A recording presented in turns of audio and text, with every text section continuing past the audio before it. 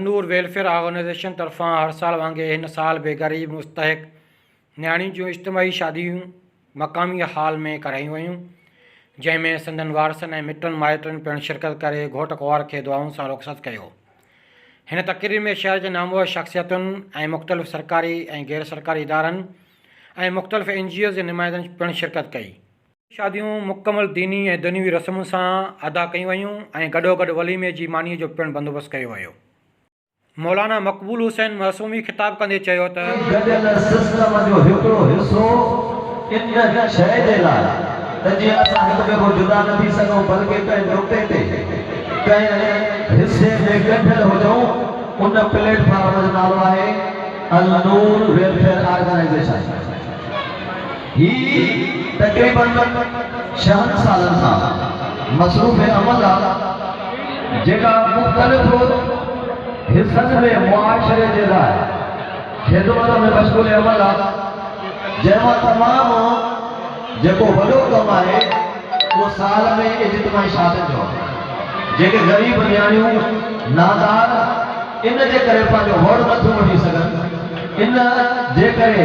पंहिंजो घर नथियूं करे सघनि, त उन्हनि खे जहेज़ न आहे त ही वेलफेयर तव्हांजे ताउन सां ई असांजी न आहे, हिकु ख़ासि फ़र्द जी न आहे, हिकु 5 माण्हुनि जी न आहे, बल्कि तव्हां सभिनी जी जेका गॾियल वेलफेयर आहे ही इन जे लाइ आहे त जीअं असां उन जी उहा मुश्किल हल करे सघूं। इज्तिमाही शादियुनि जे 5 घोटनि जो निकाह मुख़्तलिफ़ आलमी दीननि पढ़ियो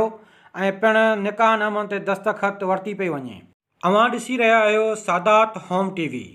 निकाह जा सिगा पढ़िया पिया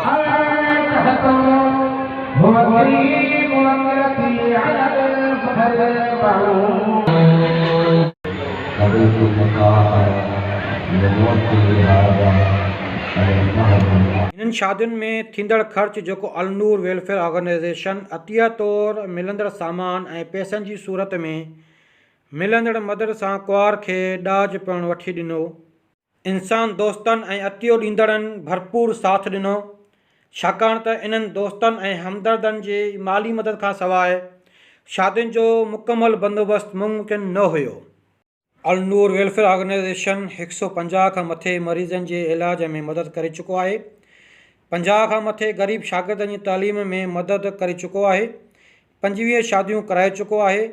1200 राशन फ़राहम करे चुको आहे, 30 बेरोज़गारनि खे रोज़गार मुहैया करे चुको आहे, 25 घरनि जी मरमत कराए चुको आहे, 5 घरनि में नलका लॻाराए ॾिना, 6 ग़रीब मरीज़नि जे अखियुनि जा ऑपरेशन कराए चुको आहे। अल नूर वेलफेयर ऑर्गेनाइजेशन जेको अवां सभिनी इंसान दोस्तनि जे तावन ऐं अवां जे माली सहकार सां हली रहियो आहे, असां वक़्त जे हुकूमत ऐं ॿियनि सियासी ऐं समाजी इदारनि खे अपील था कयूं त असांजे इदारे सां सहकार कनि, त जीअं असां पंहिंजे इदारे सां गॾिजी उन्हनि जी ॾिनल मदद खे मुस्तहिक ऐं हर ज़रूरतमंद ताईं पहुचायूं, छाकाणि त असां हमदर्द ऐं हॾ ॾोखीअ खे इंसाननि सां गॾिजी मिलण में यकीन रखूं।